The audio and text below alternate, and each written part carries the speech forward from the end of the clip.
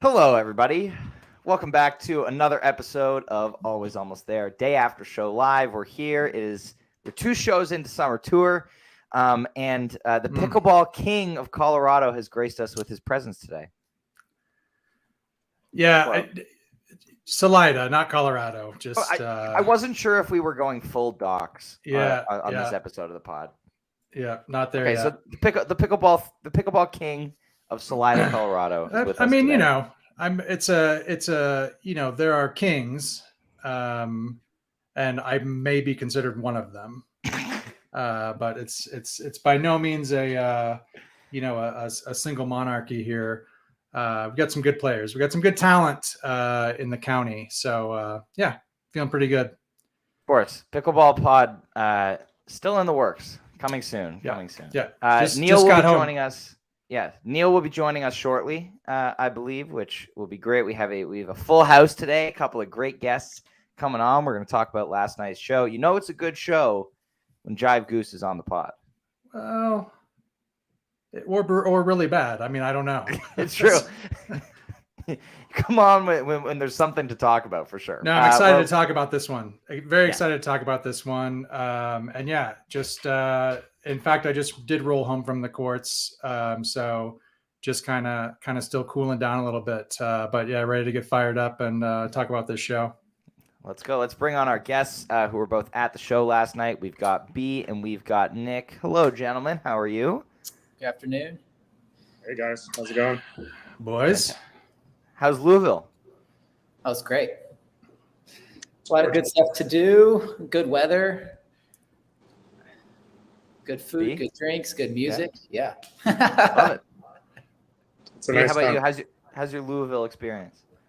It's good. We got into town yesterday afternoon, and I don't know, we grabbed a quick bite to eat, and it's a really nice city, small little city on a river, so it's kind of cool place to be.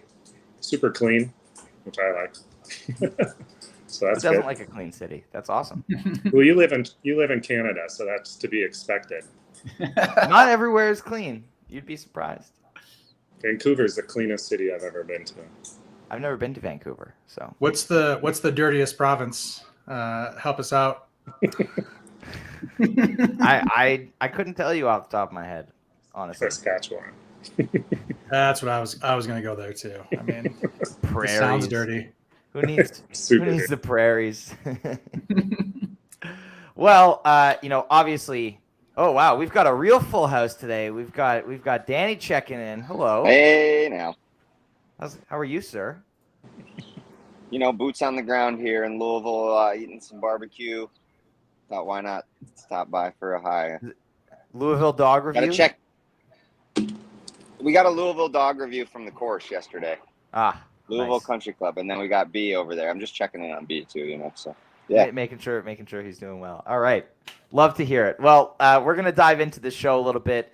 I know one of you was, right up there last night, sporting his Blame Vickers T-shirt. So B, take us through first. Your experience getting into the venue, getting to your front row seat, what the vibes were like for you pre-show. I think we were like 20th in line for no good reason. Walked right in, got our free posters, and we're probably just went straight to our seats and kind of just stood there, kind of in awe of what we were about to take in.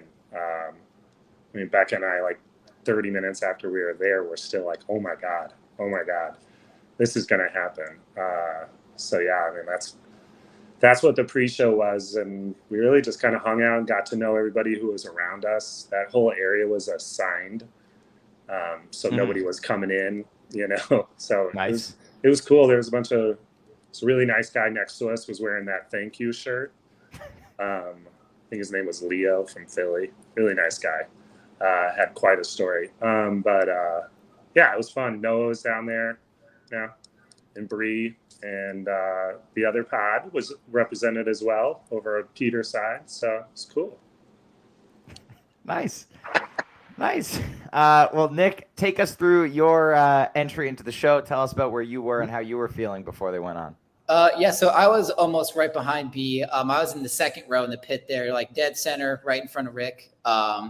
So I went to school here in Louisville, so I was familiar with the venue. I've been to the Palace quite a few times. So I was real excited though to be there for a Goose show. I didn't even discover these guys till last year, and I'm already up to 8 shows. So we're getting there. We're climbing. Nice. But yeah, so was super excited. Yeah, I got there pretty early as well. Like B said, just kind of take it all in. Was so excited to be that close. We were about like 5-6 rows back at one of the Salt Shed shows, but to be this close up again with the reserve seating was so nice. Nobody pushing up on you, no one trying to take your spot, all that kind of stuff. And then obviously, I play guitar as well, so I was really excited to be right in front of Rick, and I was basically just staring at his new guitar the whole time until they came out on stage. Nice. So that was really cool. But yeah, and then obviously we had a fantastic show as well. Love it. And Danny, you were living the Loge life last night, correct? Loge life and only way to be. No, loved it as well. Venue is amazing. Had never been.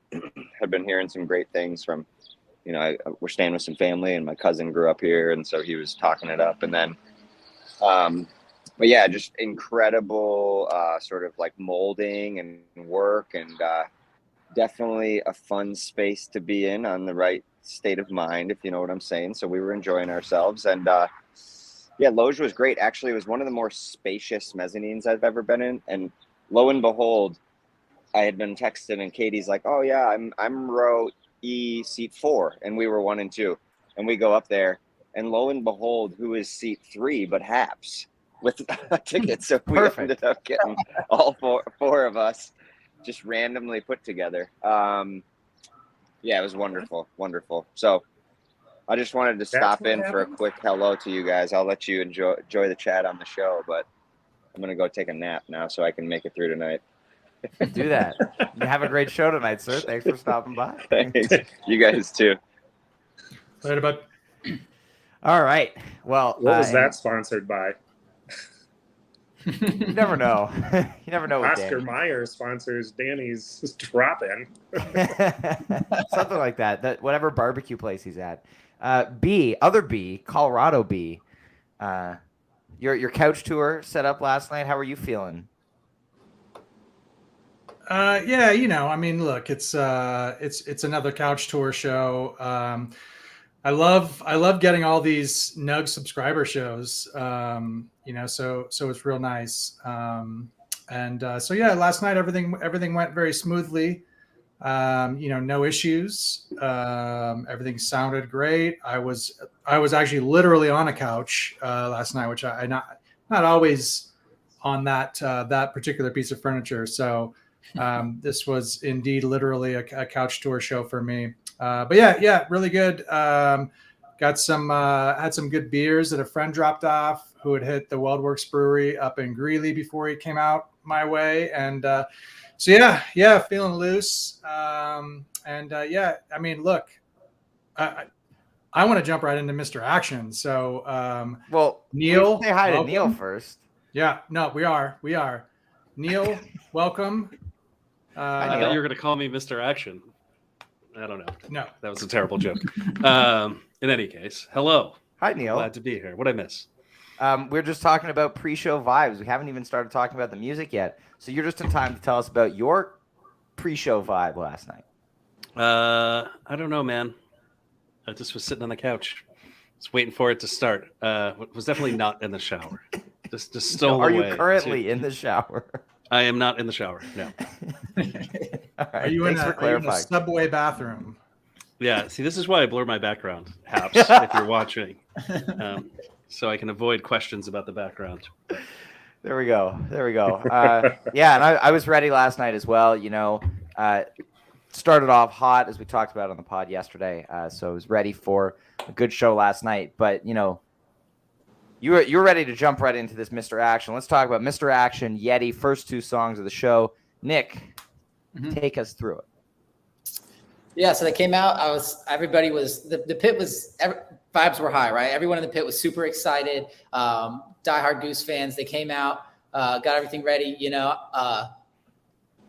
I can usually tell first note or two what the song's going to be. So Rick hit those first couple notes in Mr. Action. I knew we were in for a good start. Chuckled a little bit when he fumbled the very first action. but after that, yeah, they really got it going. Yeti was great. I hadn't heard that one, live yet. So, and I mean, Peter just absolutely ripped it on that solo, in the version of Yeti last night. So yeah, we were off to a hot start for sure. Definitely. B. Yeah, I mean, I enjoyed it. I didn't notice he flubbed those lyrics. I was a little too overwhelmed with the moment. Having nobody between you and Rick singing, and then I had one of those speakers that like sit on the stage, like the 3 or 4 that run it, like right in front of me. So every little thing, every little note, except for the flub lyrics, I was listening to. So I thought it was a great way to start the show. I mean, it's a fun, upbeat, nice way to go. The crowd was definitely different than Chicago. Chicago seemed like a bunch of people who had heard them on the radio and were like, oh, I want to go see this show that is all of a sudden getting played in 2 weeks. And last night, it seemed like there were a lot of people there for Goose. And you could tell right off the bat, I turned around and look around and everybody's already into it immediately. There was no like warm up. It was like, we're here to have fun, moving, dancing, singing. It was great. Love it. Brian, you had some thoughts on Mr. Action? Well, yeah. I mean, look, I know we don't have time to go deep into top openers, but Mr. Action, I might only have 5 or 6 songs that I would want more than Mr. Action to open a show. Wow. Only 5 or 6. That's how good of a show opener I think it is. And so so super psyched to see it. And I don't have much of a comment on Yeti. It's Yeti, and I think that people like it. And look, I said last night, I think we are starting to see, as the catalog grows, we are starting to see, longer show gaps with some stuff. And so, everything's kind of ebbing and flowing with a lot of these tunes. And so Yeti definitely has, you're not getting it quite as often as we once did, maybe even just a year or 2 ago. Mm-hmm. So that's kind of nice, because sometimes I think songs like Yeti, and I would even throw like Animal into this category. I think if you play them a little bit more infrequently, it enhances it. It enhances the experience of catching it and seeing it live and hearing it and all those things. So, but anyway, I digress. There you go. Neil, you have any thoughts on these first 2 tunes? Gonna agree with Jive there. Mr. Action opener is really, really good. It is a great opener, and you wouldn't expect it to be a great opener. You want something with a little, sizzle. You come out hot. Not saying like a flopener is the thing that you're necessarily looking for, but like you want a more upbeat song like that. But this one is great, and they did kind of the double opener thing again, like they did the night before, which is they played songs that they typically open with back to back. Right, the Yeti opener is kind of a classic from years ago, and this was a 11 show gap for Yeti, which is let's not play the numbers game here. I'm just saying it's a more than 10 gap of Yetis, and that's nuts because that used to be one of their most played songs. Like if you look back to 2021, they played as many Yetis as they played like Madhavans and Arcadius. So but not as many as Hot Teas. Yeah, well, I don't think they've ever actually beaten Hot Tea. They will this year with that. But, but no, it's a good 1-2 punch. That's fun. If you're at the show, you're having a great time. 100%. Yeah, I agree with whatever was said here. Don't have anything else to add here. But I want to dive into this Born. First huge jam of the night, first really huge jam of the tour, and oh boy, what a jam it was. B, you're up first for this one. It was quite emotional. I don't think I've ever really, I see these comments on Twitter and people talking on the show. I welled up, I shed a tear, and I've always been like, really? I don't know. Music's never really moved me like that. And last night I was literally like welling up and like, what the fuck is going on right now? This is just so beautiful and incredible. And the jam was just like everything that I want in a jam. It tells the story, it felt like it told the story, that jam did. I loved it more so than the era, which I thought was cool, but like I felt like Bourne tells the story. That jam, loved it. Love it. Nick, what about you? Your thoughts on the Bourne? Yeah, I agree. You know, I think it had a lot of really good. Well, I mean, first off, I really like the song portion of Bourne. You know, Yes. You know, I think most of us do. You know, and it's got a fantastic message, and you know, you can really tell that Rick is, you know, coming from a personal, emotional place. You know, when he's up on stage performing that song. You know, but then we get into the jam. You know, they immediately go into, you know, the nice, you know, groove, a lot of layers, a lot of textures to it. Right, you can hear, you know, when you're really listening, multiple things going on. I think I saw Rick messing a little bit with his looper pedal, you know, during it all. You know, I made a mark. I was re-listening this morning, you know, at the 8-minute mark, whatever Peter's doing with the synth or whatever it is, it's, you know, how he does it, you know, but that 8-minute mark, you know, it went on for 3-4 minutes at that point, was just like, you know, top notch for me. I really, like I said, love the spacey kind of more experimental stuff that they do. And then, you know, they obviously ended it off with this, you know, like blistering peak of, you know, Rick just like they, you know, ramp it right back up like they always do. And it was just, yeah. And being that close, you know, Getty on the lights, everything was just, we were having a fantastic time. Vibes were high. Yes, absolutely. Vibes were very high. Yes. Hell yeah. Yeah. We were talking about in the group chat last night how it was kind of like expanding on the themes from the Eugene Bourne. And I want noted Eugene Bourne skeptic Meal Laundry to share his opinion on this jam next. I'm not a Eugene Bourne skeptic, but what I am is somebody who speaks about the jam realistically. It is not a paradigm shift in jamming. Like some people want to like spread out throughout the world that it is, you know, the greatest thing ever. It is a good jam. This jam does a very, very similar thing for a bit, and then it does something else, which makes this a really good jam. So, and that you get the giant peak at the end where it kind of reminds me of that slow building peak that you get in the Philly Echo. Just doesn't have that kind of minor key dark element to it. Mm-hmm. It just builds and builds and builds. And Rick's playing is so ridiculously crisp. Just every note just kind of played perfectly on the guitar so you hear it well. He's playing at insane speed and not messing anything up throughout that whole peak that ends out that Bourne. Would you use the word precise? I was dancing around the word precise. I mean, he has been playing very precise lately. He's been playing very fast. He did the rock star guitarist thing that I think he does shy away from at times last night. But when he did that kind of that ascending descending thing towards the end of the jam, I mean, he was carrying the whole band on his back at that point. They were just waiting to see what he was going to do, and then they were going to react. I mean, the drums were right there with him. It was incredible. And then 1,000%.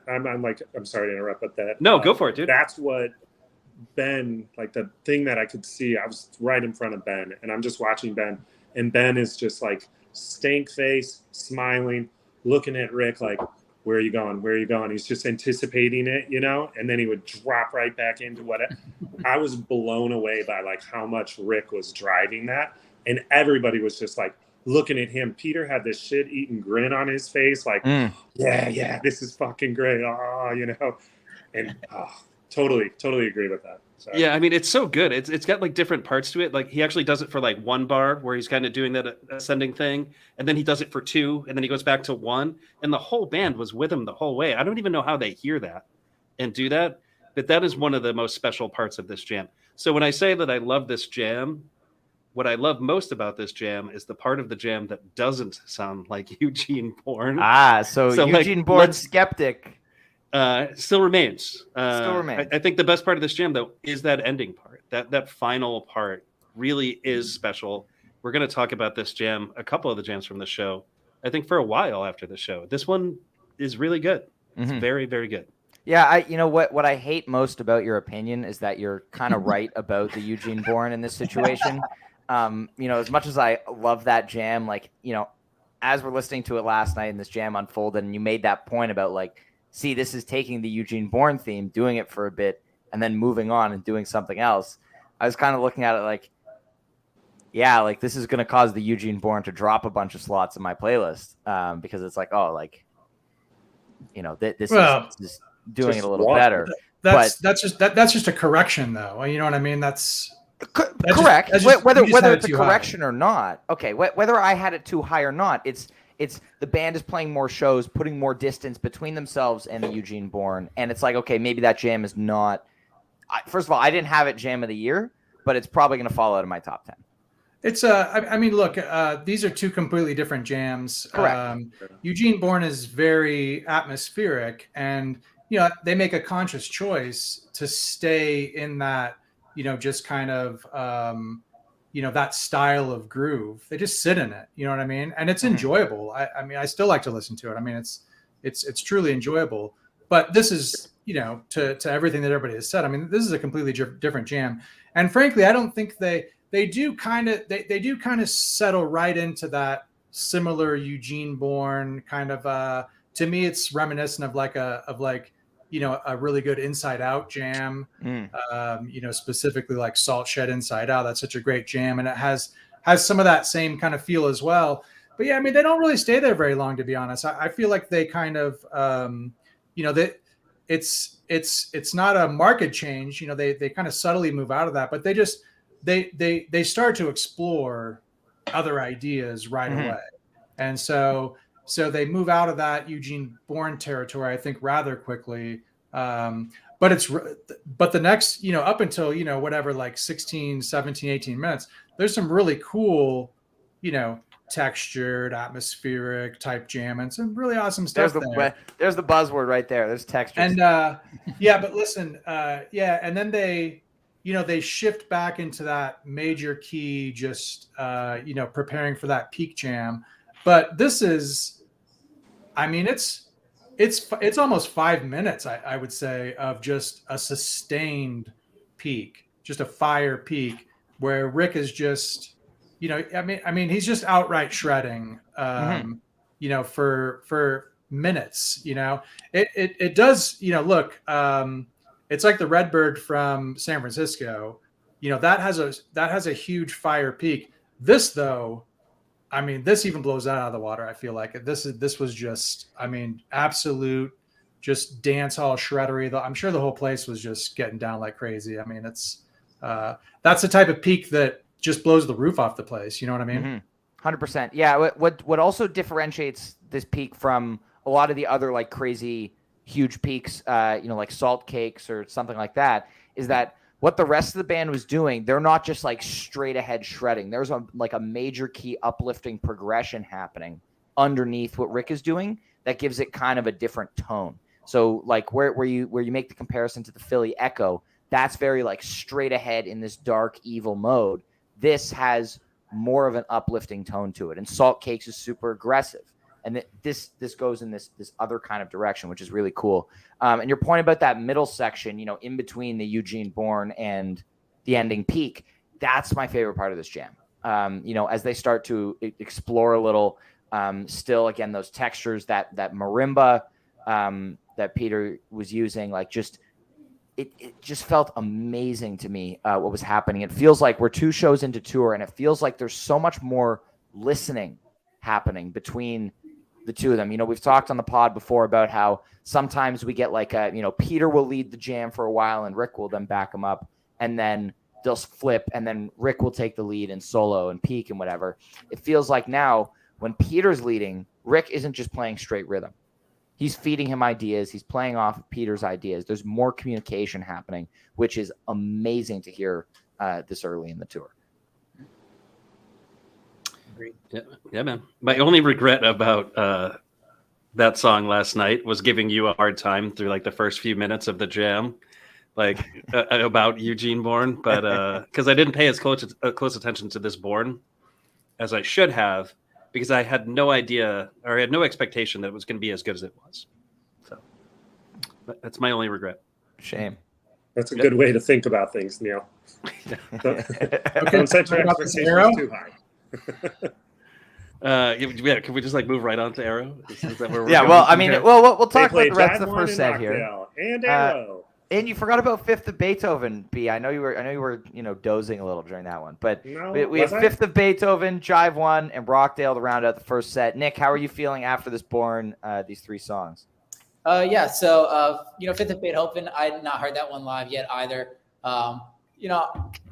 some people, might say it's maybe more of a silly, cover, but it's dancey, it's fun. Like, and they always, I thought Rick's solo during that was pretty good. Jive 1 is always, always a treat. I love the little intro. It's coming, and you're about to have a great time. I love the breakdown where Rick kind of gets a good bit more jazzy right before they bring it back into the last verse of the song. And then the Rockdale, it wasn't like a super long jam, but I really liked the jam after the song. Peter really got it going with the clav. Obviously I was thinking of you, Ryan, clav tweet, and they were happening. Yeah. And so, and I thought that, it didn't get, super dark, but like they definitely kind of dabbled, for a couple measures here and there, into that kind of, attitude in the Rockdale jam. But great end to the set. I think everybody, no one had anything to complain about with the first set, certainly so. Yeah, B, got any thoughts? No, not really. Don't the Biscuits used to cover the Fifth of Beethoven, don't they? Oh, where's Jeff Hill when you need him? Jeff's you're not talking, on. You're talking to the wrong audience Yeah. here. I'm pretty sure I heard the Biscuits cover that. I like their cover of it better. Jive 1 and Rockdale were fun. Rockdale is like a sing-along at this point, and it's a ton of fun. I like, again, during Rockdale, I turned around and looked at everybody, and it was just like everyone. It's just a huge party, and everyone's singing along. It was vibes were high. Vibes were high. Awesome. B, Neil, you got anything else on these tunes?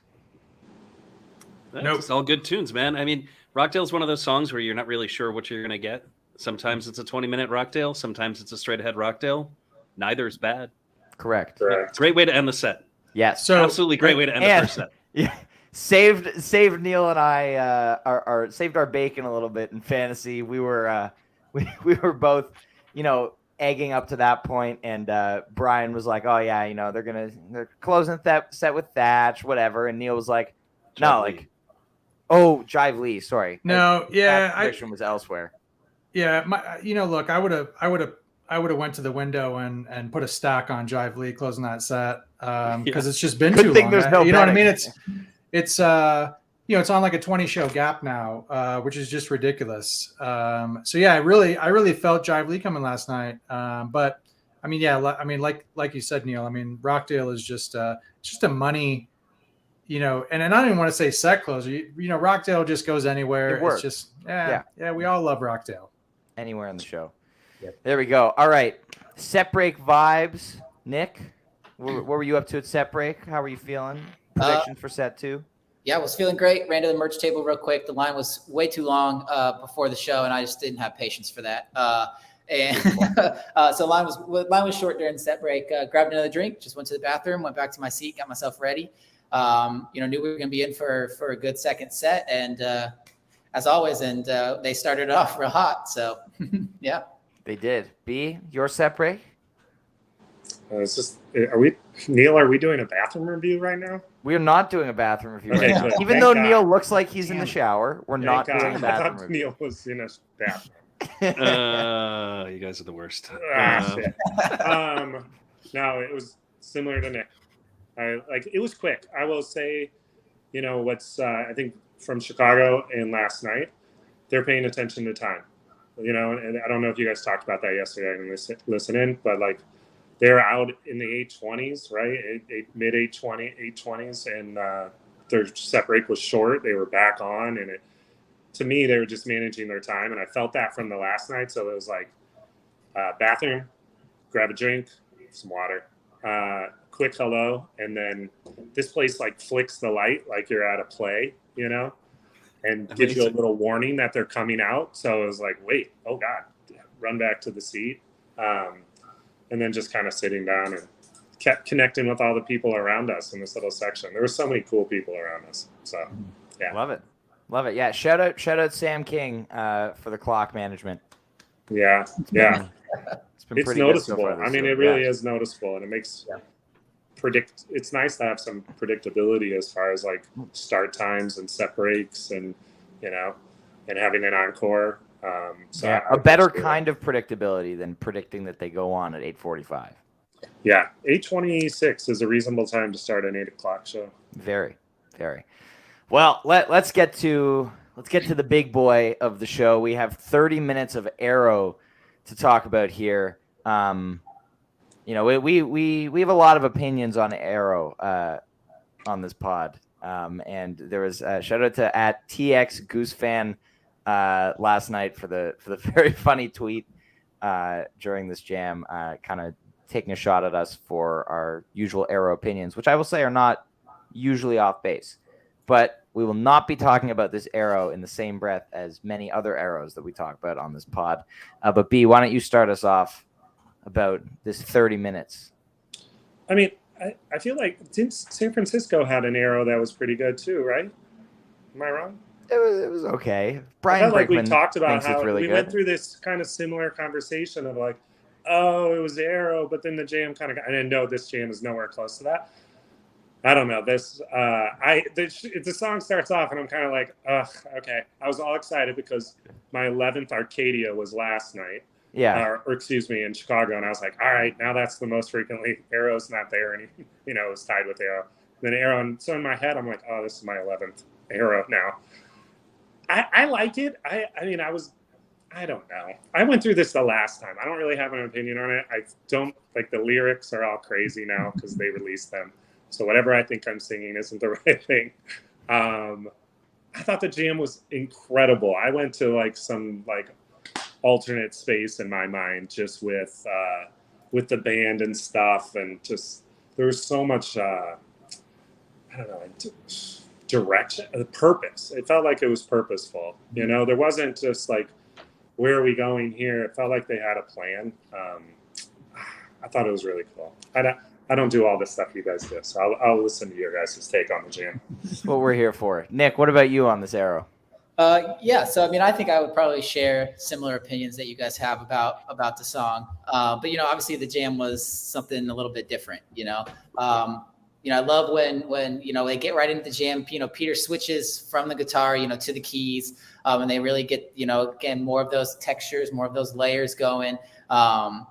But then I think it was like at the 14-ish minute mark. That's what I have written down here. Yeah, Peter switches back to his guitar. And whatever little chord progression he had going, really, I was like I was locked into that. I think everyone on stage was locked into that, back to your point earlier about the communication with, Rick and Peter, maybe it's just because I was, so close and I was able to see all the little things last night, but I do feel like they were looking at one another, a little bit more frequently than I've noticed previously.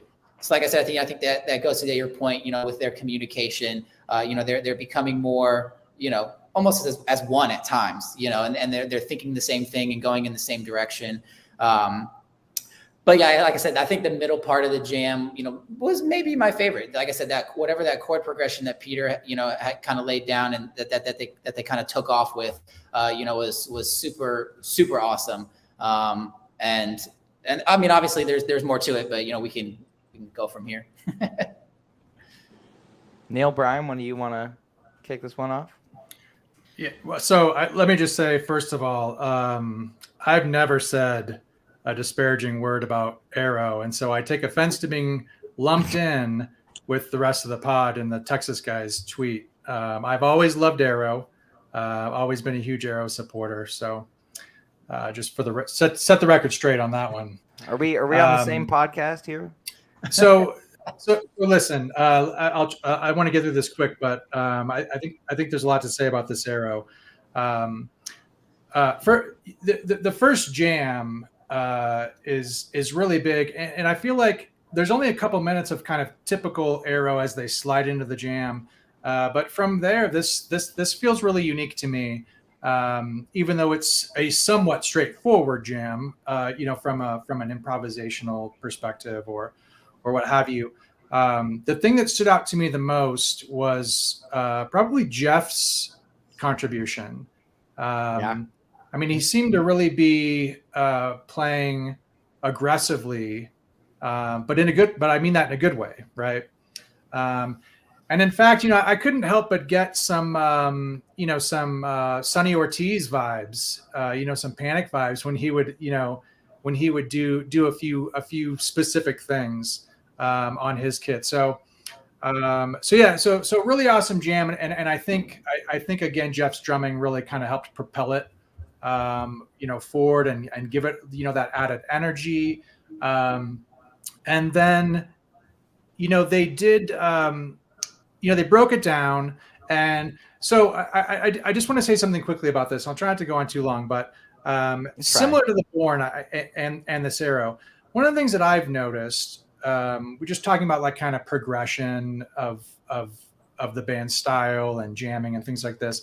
One of the things that I've started to notice a bit more is I think the band in the past would break jams down and kind of deconstruct the jam to that ambient space, right? And then from that ambient space, new ideas would emerge, and a new direction would be found, right? And I feel like what's starting to impress me about some of these jams, and I definitely noticed it in the Arrow, and again also the Born, was that as they're actually in the process of breaking the jam down, they're already starting to kind of engage and exchange ideas, kind of as it's in that downward trajectory. And I think ultimately that results in more kind of efficient, change of direction, or figuring out where are we going next. And maybe I'm just making this up in my head, but that just really kind of struck me last night. That I think Rick and Peter especially is where I noticed it with Arrow. There's just it's like they're just thinking one step ahead more, than they ever have been. And so anyway, that they did break it down and had a nice, really kind of slow, patient, build up out of that second jam, and then another nice peak, and for 30 minutes, just under 30 minutes, considering that the proper part of Arrow is a good 10 minutes, to me that's 20 minutes of improvisational music for the most part, that I think is very enjoyable, and there's not much of a there's not much of kind of any dead space or anything where I was like, they're searching or whatever. So I think it's going to have high re-listen value, and it's going to be interesting. It's going to be interesting to think about where both these jams from last night end up kind of fitting into the rankings. So two just stellar jams. So 100%. I want to echo your point about Jeff last night. He's got the new timbale, he's got a new snare, some new cymbals. He's excited about it, and you can tell in his playing. He has been, over these two shows, I feel like he and Peter have been the clear MVPs of tour so far. Especially Jeff, like even on like stuff like the congas last night, like on Yeti, even he was all over it. He was playing his heart out. Love to see him doing that, and this jam is awesome. It's good to see him asserting himself. Go ahead. Do you take Rick out of the equation when you talk about MVPs? No, he was. I just mean Rick was the MVP last night in my mind. Who have been stepping far and above their normal contributions. I thought Jeff did awesome. I thought he was great. Maybe it was just my perspective. I don't know. I couldn't see Jeff last night. Rick was in the way. Rick was in the way. Damn it, Rick! Move over a couple inches, a little bit. Amazing. Not much to add to what you all have said about Arrow already. I will agree with Jai's point that this Arrow has a lot of re-listen value. And I don't think there's much Arrow hating that goes on per se, unless it's from you, Ryan. But I mean, there's some Arrows out there this year that I love. Like I love the Ryman Arrow. I mean, if you want to hear the Peter show, go back and listen to the Ryman Arrow. It's great. It really is good. What I think is interesting about Arrow, though, is the re-listen value thing. Not many Arrows have me saying, like, can't wait to get back to that one. This Arrow, I cannot wait. It is like, I'm going to drive home from work shortly. I'm at work right now. I'm going to listen to that Arrow on the drive. You work home. in a shower? The moment I get in the car, it's brick. It's like not tile. But anyways, the moment I get in the car, that's what I'm putting on. I can't wait to listen to it. And we'll agree with your point about Jeff asserting himself. He really is. He's got a few new toys. They all have a few new toys. We talked about this yesterday. There are new vocal effects that sound awesome. I forget where they were last night. Was it in this Arrow, perhaps? But the night before it was in Dripfield. It was where, somewhere like, last night. Yeah, it completely freaked me out when I heard it. I think it was in this Arrow. That sounds That right. the effects were, but the night before it was Dripfield. They're awesome. The timbale is awesome. I love how that thing just cuts through the whole entire band when he wants it to. You know, that's a pretty cool thing to have in your back pocket as a percussionist. You know, it's he's not like whipping a tube around in the air like Syro, but like, you know what I mean. So it's pretty great. Yeah, Perfect. Work in the bathroom. Perfect. There we go. And then second set continues. We've got Bob Don, Feel It Now, Everything Must Go, and Animal with a float out encore. I feel like we can just talk about everything here, one group. Arrow and Bob Don are kind of like a classic pairing at this point. I feel like they've gone together a lot. There have been many arrows into Bob Don, 5-3-21, a couple others in the fall of 21, a couple last year, but it's great pad, if you will. Bob Don is awesome. Still searching for the width. It's been a little while. We haven't had a width since the cap. And there have been 7 Bob Dons since the cap. And that's kind of sad. Shout out Kev. It did feel like last night would be the night that you would get the width, but alas, no width. Alas. Alas. But then, Feel It Now. We talk about second set banger all the time. Perfect placement for this. Everything Must Go. I just love everything about this song and the way it goes now. Like at this point, if you're going to put a song that's going to cover 13 minutes and isn't, that we're not getting huge jams at this point in the show, I feel like this is a great slot for this song. And then Animal Flow Down, fun way to end the show. Animal gave me some more points. Cool with that. Nick, how are you feeling about the rest of the second set and encore? Yeah, Bob Don was great. That was the other song last night that I hadn't heard live yet. So, I really thought, like we were talking about earlier, Rick was just like really locked in. I like the word precise. The solo in that I thought was really great. Feel It Now, personally for me, it might be my favorite of the couple of new tunes that they've played so far this year. I think it's just so damn catchy that every time I hear it, I just can't help but kind of get moving.